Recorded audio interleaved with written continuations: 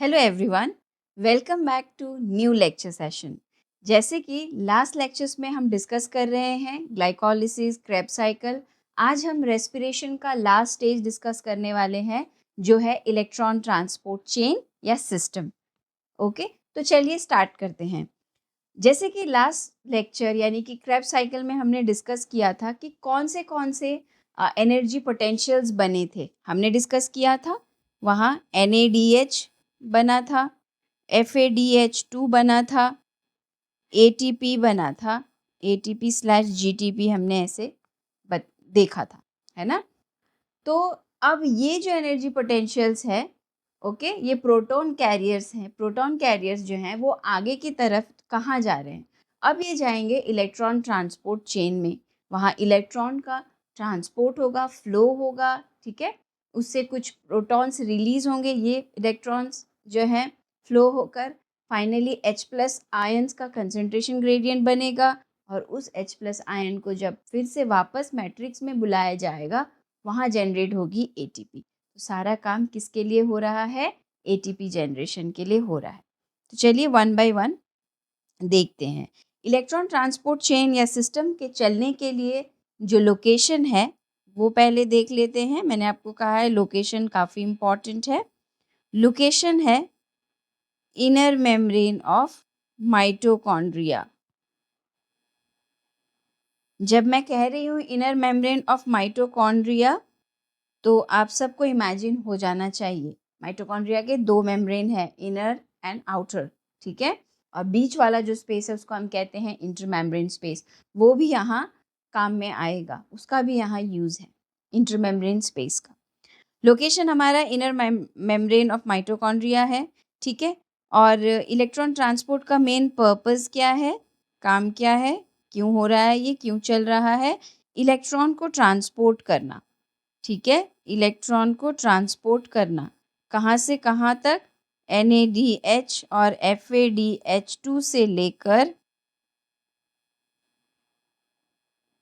क्या लेकर? इलेक्ट्रॉन्स लेकर ऑक्सीजन को देना, फाइनली ऑक्सीजन को देना, ये काम यहाँ पे होने वाला है।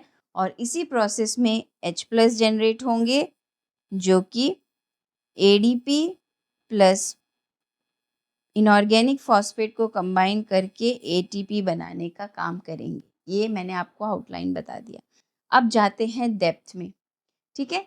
उससे पहले आप एक काम करिए, ये ETC का डायग्राम देख लीजिए, किस तरह से एंजाइम कॉम्प्लेक्सेस अरेंज हैं। कॉम्प्लेक्स 1 2 3 4 5, ये आप में से बहुत सारे लोगों ने ऑलरेडी पढ़ा होगा, ठीक है। लेकिन आज हम डिटेल में समझने वाले हैं। तो चलिए स्टार्ट करते हैं। तो पहली बात, इलेक्ट्रॉन डोनर्स कौन है वो हमने बात कर लिया, NADH और FADH2 है, ठीक है। प्रोटीन कॉम्प्लेक्स जो यहाँ इन्वॉल्व होने वाले हैं, प्रोटीन कॉम्प्लेक्सेस, उनका नाम हमने कहा कॉम्प्लेक्स 1 से लेकर कॉम्प्लेक्स 4 तक, यहाँ कॉम्प्लेक्स 1 से लेकर कॉम्प्लेक्स 5 तक यहाँ पे काम करेंगे प्रोटीन कॉम्प्लेक्सेस, ठीक है। तो ये 5 मेजर कॉम्प्लेक्स, या हम कह सकते हैं 5 मेन कॉम्प्लेक्सेस हैं, जिसमें से कि पहला कॉम्प्लेक्स कौन सा है? NADH डिहाइड्रोजिनेज कॉम्प्लेक्स, मतलब एंजाइम है, एंजाइम का नाम है डिहाइड्रोजिनेज। डिहाइड्रोजिनेज का मतलब जो हाइड्रोजन रिमूव करे। किससे रिमूव करना है? NADH से। अगर NADH से कोई हाइड्रोजन उसका रिमूव कर ले तो वो क्या बनेगा? NAD+ बनेगा। एंजाइम कौन सा इन्वॉल्व हुआ? NADH डिहाइड्रोजिनेज नाम का एंजाइम इन्वॉल्व हुआ, ठीक है। तो यहाँ पे इस प्रोसेस में क्या होगा? NADH डिहाइड्रोजिनेज कॉम्प्लेक्स क्या करेगा? इलेक्ट्रॉन को एक्सेप्ट कर लेगा। इस प्रोसेस में एक इलेक्ट्रॉन रिमूव हो गया है ना, तो उसको एक्सेप्ट कर लेगा ये कॉम्प्लेक्स। कौन सा कॉम्प्लेक्स? कॉम्प्लेक्स नंबर 1, जिसकी हम अभी फ़िलहाल बातें कर रहे हैं। उसके बाद क्या होता है? उस इलेक्ट्रॉन को लेकर वो यूबीक्विनोन नाम के एक कॉम्प्लेक्स को दे देता है, ठीक है। यूबीक्विनोन नाम के एक कॉम्प्लेक्स को वो इलेक्ट्रॉन दे देता है। यूबिक्यूनॉन। ये कॉम्प्लेक्स है, उसको दे देता है। ये है कोएंजाइम क्यू और यस, इसे हम कोएंजाइम क्यू भी कहते हैं, यूबिक्यूनॉन। ओके, तो इसको इलेक्ट्रॉन पास कर दिया जाता है। कौन कर रहा, कहाँ पे हो रहा है? ये कॉम्प्लेक्स 1 में ही हो रहा है। कॉम्प्लेक्स 1 इसके साथ साथ 4 प्रोटॉन को भी पंप करती है। कहाँ पंप करेगी? 4 प्रोटॉन को मैट्रिक्स से किसकी तरफ? इंटरमेम्ब्रेन स्पेस की तरफ। इमेजिनेशन के लिए मैं ड्रॉ करती हूँ यहाँ डायग्राम। इस तरह से माइटोकॉन्ड्रिया का ये आउटर मेम्ब्रेन है, ये इनर मेम्ब्रेन है, ये मैट्रिक्स है। ओके, ये है inter membrane space. Okay, enzymes जो हैं आपके या जो कॉम्प्लेक्सेस है वो कहाँ हैं? यहाँ है एक कॉम्प्लेक्स, ये रहे 2 3 4, इस तरह से कॉम्प्लेक्सेस यहाँ पे अरेंज है। ठीक है, लास्ट वाला कॉम्प्लेक्स थोड़ा बड़ा है, देखेंगे हम। ठीक है, तो ये इमेजिनेशन आपको रखना है। अभी क्या किया? पहले NADH डिहाइड्रोजिनेज ने क्या किया हुआ वहाँ पे? इलेक्ट्रॉन ट्रांसपोर्ट किया, किसके थ्रू? यूबिक्विनॉन के थ्रू। अब वो 4 प्रोटॉन यहाँ से इस तरफ भेजेगा। ठीक है, पंप करेगा matrix to sorry inner membrane space, not outer, हम तो डायरेक्ट बाहर भेज रहे हैं ना। Matrix to inner membrane space में क्या जाएगा? यहाँ पे 4H+ जाएगा। यही आपको इमेजिन करते हुए आगे आगे भी समझना है। मैं यही इन्हीं वर्ड्स के बीच में हम रहेंगे, मैट्रिक्स, इनर मेम्ब्रेन स्पेस वगैरह वगैरह। ओके, ठीक है। अब बात करते हैं कॉम्प्लेक्स 2 की। कॉम्प्लेक्स 2 की बात करते हैं। चलिए, कॉम्प्लेक्स 2 की। कॉम्प्लेक्स 2 का क्या है? इसका नाम है सक्सिनेट डिहाइड्रोजिनेज। Succinate dehydrogenase. चलिए आप एक बार सोचिए, ये एंजाइम आप पहले कभी इससे मिले हैं? लास्ट लेक्चर में ही मिले हैं, जहाँ हमने सक्सिनेट को फ्यूमेरेट में कन्वर्ट किया था, क्रेब्स साइकिल, करेक्ट। वहाँ पे सक्सिनेट डिहाइड्रोजिनेज का यूज़ हुआ था। ओके, और सक्सिनेट डिहाइड्रोजिनेज कॉम्प्लेक्स जो है, सेकेंड कॉम्प्लेक्स, ये इम्पॉर्टेंट बात ये है कि ये ETC का भी पार्ट है एंड क्रेब्स साइकिल का भी पार्ट है। तो ये जो एंजाइम है वो मेम्ब्रेन के थोड़ा सा नीचे रहता है, इनर मेम्ब्रेन को ज़्यादा चिपक के रहता है। ठीक है, अंदर की तरफ ज़्यादा रहता है ये, क्योंकि माइटोकॉन्ड्रियल मैट्रिक्स पे क्या चलती है? Krebs cycle. तो वहाँ भी पार्टिसिपेट करता है, यहाँ भी पार्टिसिपेट करता है। ये इलेक्ट्रॉन किससे एक्सेप्ट करता है? FADH2 से। ठीक है, ओके, ट्रांसफ़र करता है इलेक्ट्रॉन किसको? कोएंजाइम Q को। ठीक है, और कोई प्रोटॉन ये पंप नहीं करता, प्रोटॉन पंपिंग इससे नहीं होता है, ध्यान में रखिएगा। कॉम्प्लेक्स 2 कोई भी प्रोटॉन पंप नहीं करता है।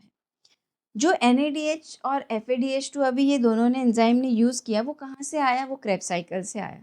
तो आई होप आपको समझ में आ रहा होगा, ग्लाइकोलिसिस से अब तक हम लिंक चल रहे हैं। ये सारी चीज़ें अलग अलग नहीं हैं, आपको समझाने के लिए अलग अलग बताया गया। सारी तीनों स्टेजेस को एक साथ बताया तो आप कंफ्यूज हो जाएंगे। ठीक है, ओके।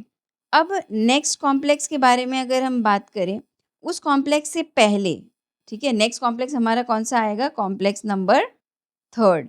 पर वो बात करने से पहले हमें यहाँ पे एक एंटिटी के बारे में बात करना पड़ेगा, जिसका नाम है कोएंजाइम Q। ठीक है, जैसे कि मैंने ऊपर लिखा है, कोएंजाइम Q। कोएंजाइम Q, इस एंटिटी को हम कहते हैं यूबिक्विनॉन। ये क्या है? एक मोबाइल इलेक्ट्रॉन कैरियर है। इलेक्ट्रॉन कैरियर है, मोबाइल कैसा है? वो अपनी पोजीशन बदल सकता है। ठीक है, यहाँ से इलेक्ट्रॉन लेके दूसरे कॉम्प्लेक्स को दे सकता है, इसलिए इसको हम मोबाइल कह रहे हैं। कहाँ से कहाँ इलेक्ट्रॉन ट्रांसपोर्ट करता है ये? कॉम्प्लेक्स 1 और 2 से लेकर कॉम्प्लेक्स 3 को देता है। ठीक है, तभी हमने इसकी बात कॉम्प्लेक्स 2 पढ़ लेने के बाद की है। ठीक है, क्योंकि ये कॉम्प्लेक्स 2 और 3 के बीच में प्रेजेंट रहेगा, मेम्ब्रेन के बिल्कुल बीचों बीच। यानी कि यहाँ जब मैं आपको कॉम्प्लेक्स स्ट्रक्चर्स बता रही थी, तो मान लीजिए ये 1 है, ये 2 है, ये 3 है, तो यहाँ पे रहेगा कोएंजाइम Q यानी कि यूबीक्विनोन। ओके, ये आई होप ये आपको क्लियर है। अब नेक्स्ट इसकी बात हम करते हैं कॉम्प्लेक्स की। कॉम्प्लेक्स नंबर 3 काफ़ी इजी और सिंपल है ये। आप अगर उस स्ट्रक्चर को देखेंगे इलेक्ट्रॉन ट्रांसपोर्ट चेन का तो हम डर जाते हैं, ठीक है। ऑफ कोर्स बहुत ही खतरनाक दिखता है, वो बड़े बड़े कॉम्प्लेक्स है, यहाँ से इलेक्ट्रॉन जा रहे, क्या हो रहा है समझ में नहीं आता, पर ऐसे आप समझेंगे तो बहुत ईजी है। कॉम्प्लेक्स 3 जिसको हम साइटोक्रोम B C1 भी कहते हैं, क्योंकि B और C साइटोक्रोम मिलके ये कॉम्प्लेक्स बनाती है, ठीक है। कॉम्प्लेक्स 3 में 2 एंटिटीज हैं, साइटोक्रोम B, साइटोक्रोम C1, ठीक है। ये क्या करती है, इलेक्ट्रॉन को ट्रांसपोर्ट करती है साइटोक्रोम C को। इलेक्ट्रॉन को कहाँ से लेती है कॉम्प्लेक्स 3, कोएंजाइम Q से, और किसको ट्रांसपोर्ट करेगी, साइटोक्रोम C को, क्योंकि 3 के बाद नेक्स्ट कॉम्प्लेक्स है साइटोक्रोम C, ठीक है। और ये भी 4 प्रोटॉन को पंप करती है। फर्स्ट कॉम्प्लेक्स भी 4 प्रोटॉन को पंप करती है, सेकेंड कॉम्प्लेक्स कोई प्रोटॉन पंप नहीं करती, थर्ड 4 प्रोटॉन को पंप करती है। अभी तक इतनी बातें हमने की है। अब नेक्स्ट कॉम्प्लेक्स की बात फिर से हम क्या करते हैं, येलो कलर से करते हैं, है ना। थोड़ी देर पहले मैंने आपको अलग कलर से बताया था ना, तो यहाँ पे साइटोक्रोम C है, ठीक है। ये कॉम्प्लेक्सेस के बीच का कॉम्प्लेक्स है, कैरियर है, इलेक्ट्रॉन कैरियर। इससे पहले हमने किसकी बात की, कोएंजाइम Q यानी कि यूबीक्विनोन की बात की। तो cytochrome C small mobile protein है, यानी कि मूवमेंट कर सकता है। और ऐसा कहा जाता है कि इवोल्यूशन ने ना इसको प्रोटेक्ट करके रखा है। लोअर ग्रुप ऑफ ऑर्गेनिजम्स में भी ये देखा गया है, और धीरे धीरे धीरे इवोल्यूशन के साथ साथ हायर ऑर्गेनिजम्स में भी साइटोक्रोम C देखा गया है। तो इसको कहते हैं कि प्रिजर्व है, ये बहुत ज़्यादा कंजर्व्ड है, ऐसा कहते हैं। इवोल्यूशन के साथ साथ ये कंजर्व होते होते आगे आया है। इसका काम क्या है, इलेक्ट्रॉन को कॉम्प्लेक्स 3 से 4 में ट्रांसफ़र करना, 3 से 4 में ट्रांसफ़र करना काफ़ी सिंपल है। अगर आप ध्यान से देख रहे हैं, सुन रहे हैं, तो काफ़ी सिंपल है, ठीक है। कॉम्प्लेक्स फर्स्ट और सेकंड से जो भी इलेक्ट्रॉन है उसको थर्ड में ट्रांसपोर्ट करने के लिए यूबीक्विनोन था, ठीक है। थर्ड से फोर्थ में ट्रांसफर करने के लिए साइटोक्रोम C है, मोबाइल इलेक्ट्रॉन कैरियर्स, ठीक है। अब हम बात करेंगे कॉम्प्लेक्स 4 की। ओके, कॉम्प्लेक्स 4 की क्या बात करेंगे, उसका नाम है साइटोक्रोम C ऑक्सीडेज। कॉम्प्लेक्स 3 को हम कॉम्प्लेक्स 3 या साइटोक्रोम BC1 कॉम्प्लेक्स, या फिर हम इसे साइटोक्रोम रिडक्टेज भी कहते हैं, याद रखिएगा, ठीक है। ये पॉइंट रह गया था। सो कॉम्प्लेक्स 4 को साइटोक्रोम C ऑक्सीडेज भी कहते हैं। इसमें क्या सारी बातें हमें करनी है, इलेक्ट्रॉन को ऑब्वियसली ये कहाँ से एक्सेप्ट करेगा, साइटोक्रोम C से एक्सेप्ट करेगा, और खुद लिए हुए साइटोक्रोम C से लिए हुए इलेक्ट्रॉन को ऑक्सीजन को ट्रांसफर करेगा, ठीक है। ऑक्सीजन जो है फाइनल इलेक्ट्रॉन एक्सेप्टर है, ठीक है। और उस इलेक्ट्रॉन को लेकर ऑक्सीजन का कन्वर्जन वाटर में हो जाता है, ठीक है। और ये कॉम्प्लेक्स कितने प्रोटॉन को पंप करता है, it pumps 2 proton to the intermembrane space, जो हमने थोड़ी देर पहले देखा था। ओवरऑल कॉम्प्लेक्स 1 4 प्रोटॉन को पंप करता है, कॉम्प्लेक्स 3 4 प्रोटॉन को पंप करता है, कॉम्प्लेक्स 4 4 प्रोटॉन को पंप करता है। अभी तक कितने प्रोटॉन, कॉम्प्लेक्स 4 2 प्रोटॉन को पंप करता है, तो अभी तक 10 प्रोटॉन पंप हो चुके हैं, है ना। चलिए आगे देखते हैं अब क्या होने वाला है। तो इन प्रोटॉन्स की वजह से क्या होगा, देख लेते हैं क्या होगा।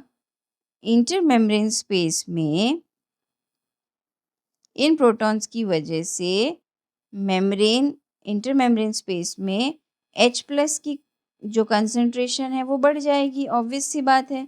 कॉम्प्लेक्स 1, 2, 3, 4, ठीक है ना। और यहाँ पे H+ की कंसंट्रेशन इंटरमेम्ब्रेन स्पेस में बढ़ जाएगी। इसके वजह से क्या होगा, प्रोटॉन ग्रेडियंट बनेगा, और प्रोटॉन ग्रेडियंट बनने के वजह से अब ये यहाँ पे H+ आयन का कंसंट्रेशन ज़्यादा हो जाएगा। इस H+ आयन को ऐसे डायरेक्शन में मूव करना पड़ेगा जहाँ H+ आयन मतलब हायर टू लोअर, है ना, कंसंट्रेशन जहाँ कम है, तो H+ आयन इधर जाना चाहेगा, पर inner membrane space H+ ion को अलाउ नहीं करती। उसके लिए एक खिलाड़ी आएगा, है ना, एक बॉस आएगा, जिससे ये काम इतना सब कुछ होने के बाद भी वही है मेन, जो इलेक्ट्रॉन को अंदर अलाउ करता है। तो उसका नाम है, वो बड़ा सा एंटिटी है, उसका नाम है ATP सिंथेज एंजाइम है। वो इन H+ को अंदर अलाउ करता है। अंदर मतलब कहाँ, माइटोकॉन्ड्रियल मैट्रिक्स में। तो इसके वजह से प्रोटॉन ग्रेडियंट बनने की वजह से हम इसको कहते हैं प्रोटॉन ग्रेडियंट या इलेक्ट्रोकेमिकल ग्रेडियंट भी कहते हैं। अब H+ का फ्लो अंदर की तरफ होगा, और इस एनर्जी के फ्लो के H+ आयन के फ्लो में क्या होता है, ADP जो है वो इनऑर्गेनिक फॉस्फेट के साथ कंबाइन होकर क्या प्रोड्यूस करते हैं, ATP बनाते हैं फाइनली, ठीक है। ATP का फॉर्मेशन यहाँ पे होता है, फाइनली ATP सिंथेसिस होता है, ठीक है। और इस प्रोसेस को, ये जो लास्ट में हुआ उसको हम कहते हैं केमियोस्मोसिस, ठीक है। इस इलेक्ट्रो केमिकल ग्रेडियंट का बनना H+ आयन के कंसंट्रेशन की वजह से, ATP सिंथेस का वहाँ रहना, उससे H+ आयन को फ्लो बैक करना मैट्रिक्स में, उस जर्नी में ADP का PI के साथ कॉम्बिनेशन होता है और ATP का जनरेशन होता है, ठीक है। ये इम्पॉर्टेंट बात यहाँ पे होती है। तो फाइनल बात क्या थी, ATP तो जनरेट करना था, हो गया जनरेट। आइए फिर फाइनल आउटकम के बारे में बात करते हैं। ATP यील्ड कितना हुआ, लिया क्या गया था, एक NADH मॉलिक्यूल लिया गया था, एक FADH2 लिया गया था। इनमें से अगर अराउंड 2.5 ATP बनता है, अभी 3 नहीं बनता, हाँ 2.5 कंसिडर करना होता है, 1.5 ATP बनता है ना, तो पूरा का पूरा ग्लाइकोलिसिस, क्रेब्स साइकिल और TCA का कॉम्बिनेशन अगर करते हैं कैलकुलेशन, तो टोटल ATP फ्रॉम ETC पर glucose is approximately 26 to 28 ATP, हम ऐसा मानते हैं, ठीक है। आपको कहाँ से कैलकुलेट करना है, एक ग्लूकोज मॉलिक्यूल के ब्रेक डाउन होने पे, 2 पायरूवेट के बनने पे 2 ATP का गेन हुआ था, एक NADH का गेन हुआ था, वहाँ से आपको एडिशन करते आना है। क्रेब्स साइकिल में आपको कितने NADH एंड ये मिले थे, 6 NADH मिले थे, 2 अगर हम कंसिडर करें 2 पायरूवेट पर ग्लूकोज मॉलिक्यूल कंसिडर किया तो ऑफकोर्स हमें 2 पायरूवेट मॉलिक्यूल ही कंसिडर करना पड़ेगा, ठीक है। तो इस तरह से ओवरऑल एनर्जेटिक्स आप कैलकुलेट करिए, ओके।